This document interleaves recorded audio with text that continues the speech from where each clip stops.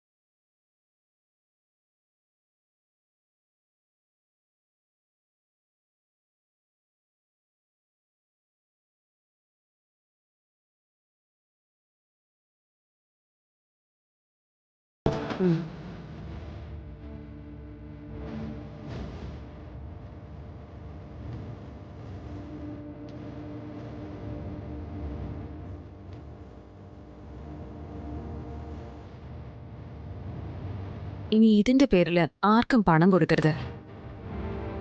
കൊടുത്താൽ ഉദ്യോഗസ്ഥരെ അനധികൃതമായി സ്വാധീനിച്ചതിന്റെ പേരിൽ നിങ്ങൾ ജയിലിൽ പോകേണ്ടി വരും.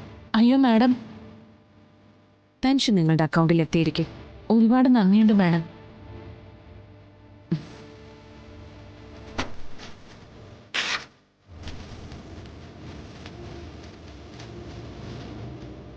ഇത് വെച്ചോളൂ. അയ്യോ വേണ്ട മാഡം.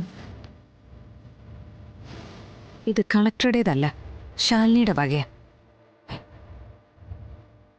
ഇത് നിങ്ങൾക്കല്ല, കുഞ്ഞുങ്ങൾക്കാ. ദാ.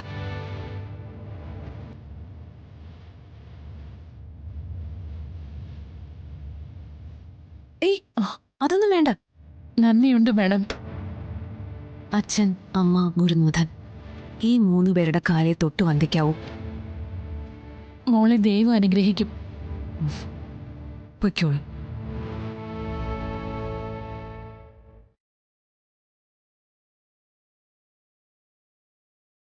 അടുത്ത ആളെ വിളിക്കേ. ശരി മാഡം.